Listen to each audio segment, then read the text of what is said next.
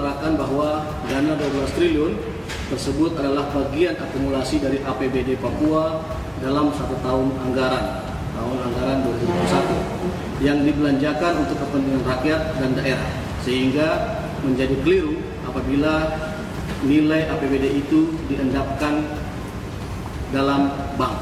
Jadi kalau sampai tadi menyampaikan beberapa hal, beasiswa mau uang, duitnya banyak kok. Yang ini aja tadi belum dipakai, iya kan? Yang di coba minta sama Pak itu berapa dana yang diperbankan dari Papua? Pak, berapa? 12. Masih ada 12 triliun diperbankan, kok ya masa beasiswa aja nggak dibayar? Dana yang dikeluarkan oleh pemerintah itu selama otsus itu jumlahnya 1.000,7 triliun. 1.000,7 triliun tidak jadi apa-apa. Rakyatnya tetap miskin. Marah kita ini. Saya mempercayai PPATK yang mengatakan ada uang 560 di rekening-rekening uang kasino di luar negeri. Bahkan kemarin 2 negara. Tapi saya malah ternyata 3 negara. Nah, ini tugasnya KPK dan PPATK untuk mendalami asal-usul uang judi dan apakah yang 560 miliar masuk rekening kasino itu sepenuhnya untuk judi atau hanya untuk transit yang sebenarnya diam-diam diuangkan. Jadi orang yang terkait mungkin yang masih diduga sebagai penghubung di Singapura itu sudah ada nama, tinggal nanti kita upayakan untuk pemeriksaan atau pemanggilan. Kalau dia warga negara Singapura ya mesti akan ada proses kerjasama antar negara untuk bisa menghadirkan yang bersangkutan sebagai saksi berkaitan dengan apakah orang ini terlibat aktif atau pasif dalam hal membantu tersangka dalam hal menyembunyikan atau menyamarkan hasil kejahatan.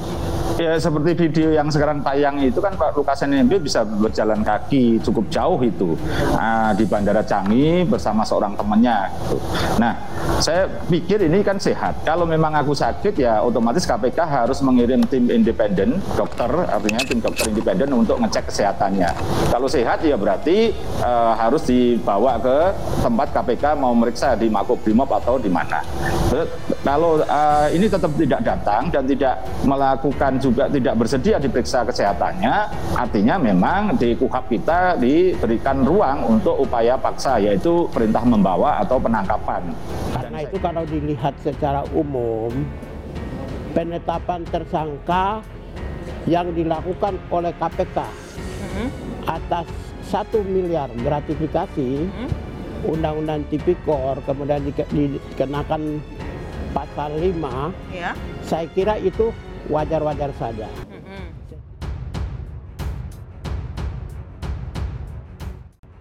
Lika-liku penanganan kasus Gubernur Papua Lukas NMB di KPK. Penanganan kasus dugaan korupsi yang menjerat Gubernur Papua Lukas NMB masih menemui hambatan. Lukas menghindari 2 panggilan pemeriksaan KPK baik sebagai saksi maupun tersangka. Lukas mengaku belum bisa hadir dalam pemeriksaan di kantor KPK Jakarta karena sedang menderita sakit. Sementara itu, KPK sejauh ini tidak bisa memeriksa Lukas di Jayapura lantaran simpatisan menjaga kediaman pribadinya. Bahkan pada Selasa 20 September, polisi menangkap setidaknya 14 orang terkait aksi demonstrasi membela Lukas NMB yang digelar oleh elemen Koalisi Rakyat Papua di kota Jayapura, Papua. Belasan orang itu ditangkap karena kedapatan membawa senjata api, senjata tajam hingga alat perang tradisional dalam berdemonstrasi. Gedung Merah Putih KPK pun sempat digeruduk oleh puluhan warga Papua yang mengatasnamakan Front Rakyat dan IMAPA Jabodetabek pada Kamis 22 September. Baru-baru ini Lukas mengaku menghubungi Direktur Penyidikan KPK Kombes Asep Guntur lewat sambungan telepon untuk memberi kabar mengenai kondisi kesehatannya. Namun hal itu wajib KPK dengan berencana melayangkan panggilan kedua terhadap Lukas sebagai tersangka. Terkait kasus hukum ini, Partai Demokrat telah mencopot Lukas sebagai Ketua DPD Partai Demokrat Provinsi Papua. Ketua Umum Partai Demokrat Agus Harimurti Yudhoyono menunjuk Willem Wendik sebagai PLT Ketua DPD Partai Demokrat Provinsi Papua. Hal itu dilakukan semata-mata agar Lukas fokus menjalani proses hukum. Adapun Lukas telah dicegah bepergian ke luar negeri selama 6 bulan terhitung sejak 7 September 2022 hingga 7 Maret 2023. Dalam perkembangannya, Pusat Pelaporan dan Analisis Transaksi Keuangan menemukan transaksi perjudian di sebuah kasino oleh Lukas sebesar 560 miliar rupiah. Sementara itu, Lembaga Antirasuah mulai mendalami penyewaan private jet oleh Lukas dan keluarganya. Pendalaman materi dilakukan lewat pemeriksaan terhadap Direktur Asia Cargo Airline Revi Dian Permatasari, Selasa 27 September.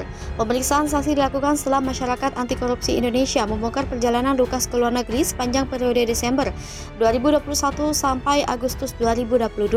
Lukas diduga seiring bermain judi di Malaysia, Filipina, dan Singapura. Berdasarkan catatan Maki, Lukas beberapa kali menggunakan private jet dalam bepergiannya tersebut. Di antaranya pada 4 Juni 2022, rute Singapura Makassar Jayapura, Lukas menggunakan private jet Hawker 900 XP/PK RDA. Paulus Waterpauw minta KPK tak izinkan Lukas NMB berobat ke luar negeri, ini alasannya. Penjabat Gubernur Papua Barat, Paulus Waterpauw, mengusulkan kepada Komisi Pemberantasan Korupsi untuk tidak memberi izin Gubernur Papua Lukas NMB untuk berobat ke luar negeri. Saat ini Lukas telah mangkir 2 kali dari panggilan KPK karena mengaku sakit. Salah satu contoh tuman yang diduga dilakukan oleh Lukas adalah bermain judi saat di luar negeri. Foto Lukas bermain judi di kasino luar negeri itu sebelumnya viral di media sosial setelah dibeberkan oleh masyarakat anti korupsi. Menurut Paulus, padahal saat itu Lukas mengklaim sedang sakit hingga harus duduk di kursi roda. Sebelumnya, kesehatan menjadi alasan Lukas NMB mangkir 2 kali dari panggilan KPK. Pertama pada pemeriksaan 12 September 2022 dan kedua pada 26 September 2022. Pengacara Lukas, Stefanus Roy Rening, mengatakan kliennya sudah menderita stroke dari 2018. Lukas, kata dia, mondar-mandir ke Singapura untuk menjalani perawatan. Kondisi Lukas, kata dia, makin memburuk 2 bulan belakangan ini. Namun KPK menyatakan tim dokter Lukas NMB kesulitan membuktikan bahwa Gubernur Papua itu sakit. Menurut KPK, tim dokter NMB kesulitan menjawab sejumlah pertanyaan dari dokter KPK. Peristiwa itu terjadi ketika kuasa hukum dan dokter Lukas NMB menyambangi gedung Komisi Anti Rasuah pada Jumat 23 September 2022. Kedatangan mereka untuk meminta KPK menunda pemeriksaan terhadap Lukas. Lukas dijadwalkan diinterogasi penyidik KPK pada Senin 26 September 2022. Ali menuturkan Dr. Lukas menyerahkan dokumen rekam medis pasiennya. Saat itu KPK juga menghadirkan tim dokter lembaganya. Tim dokter KPK, kata dia, kemudian menganalisis dokumen medis tersebut dan bertanya kepada Dr. Lukas, namun tak mendapatkan jawaban yang memuaskan. Ali mengatakan KPK menjunjung tinggi hak asasi tersangka dengan memperhatikan kesehatannya. Namun kondisi kesehatan itu harus juga bisa dibuktikan. KPK berencana menggandeng Ikatan Dokter Indonesia untuk memeriksa kesehatan Lukas. Bila hasil pemeriksaan ID menyatakan Lukas butuh dirawat ke luar negeri, KPK akan mengabulkannya.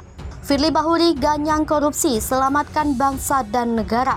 Ketua Komisi Pemberantasan Korupsi Firly Bahuri meminta semua pihak untuk berani bersikap tegas dan mengambil langkah keras terhadap bahaya laten jahat seperti korupsi. Pemberantasan korupsi harus dilakukan hingga ke akarnya. Hari ini disampaikan Firly Bahuri terkait peringatan peristiwa berdarah 30 September 1965 atau yang dikenal dengan G30 SPKI. Firly mengatakan banyak pelajaran hidup yang dapat dipetik dari peringatan tragedi G30S yang menyayat hati dan di luar batas kemanusiaan. Dikatakan Firly, sejarah banyak mengajarkan untuk berani bersikap tegas dan mengambil langkah keras terhadap laten jahat. Salah satunya komunis yang bertentangan dengan nilai-nilai agama, kebangsaan, budaya, moral, dan etika di Indonesia. Penanganan laten korupsi sama dengan penanganan komunis. Penanganan korupsi hanya bisa diberantas mulai jantung sampai ke akar-akarnya. Tidak boleh ada intervensi atau upaya sekecil apapun untuk menghambat atau menganulir penanganan laten korupsi yang KPK lakukan. Mengingat dalam setiap langkah pemberantasan korupsi, KPK tentunya selalu mengedepankan seluruh aspek hukum yang berkeadilan, penyelamatan keuangan serta aset negara dan HAM. Firly Bahuri menegaskan penanganan bahaya laten korupsi harus diberantas mulai dari jantung sampai ke akar-akarnya, sama halnya dengan penanganan bahaya laten komunis. Purnawirawan polisi ini mengatakan bahwa bahaya laten korupsi pergerakannya mirip dengan bahaya laten komunis. Menurutnya, pengentasan bahaya laten korupsi memerlukan peran aktif dan konsistensi nasional dari seluruh eksponen bangsa dan negara agar penanganan kejahatan kemanusiaan tersebut yang KPK mulai dari hulu hingga hilir dapat berjalan efektif, tepat, cepat, terukur, dan efisien. Menurut Firly, tidak boleh ada intervensi atau upaya sekecil apapun untuk menghambat atau menganulir penanganan laten korupsi yang dilakukan KPK. Dia mengingatkan bagi siapa saja yang dipanggil KPK untuk dimintai keterangan dalam pengusutan kasus dugaan korupsi, maka seharusnya bersikap kooperatif untuk hadir memenuhi panggilan penyidik. KPK tidak segan untuk membawa siapapun pencuri uang rakyat ke gedung Merah Putih KPK untuk diproses lebih lanjut. terkait peringatan G30 SPKI. Dia mengatakan momen itu dapat dijadikan sebagai sarana untuk merapatkan barisan, bahu-membahu dan terus menggelorakan semangat Pancasila, Undang-Undang Dasar Negara RI 1945 dan NKRI dalam menumpas laten korupsi.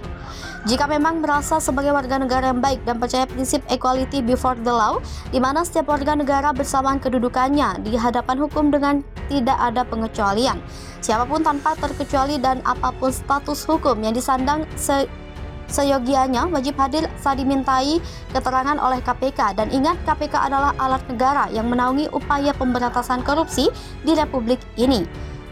Tinggal persoalan waktu saja bagi kami untuk membawa siapapun pencuri uang rakyat di Republik ini ke Gedung Merah Putih untuk diperiksa lazimnya para tersangka lainnya hingga diproses sampai ke meja hijau, tempat pembuktian dan pencari keadilan.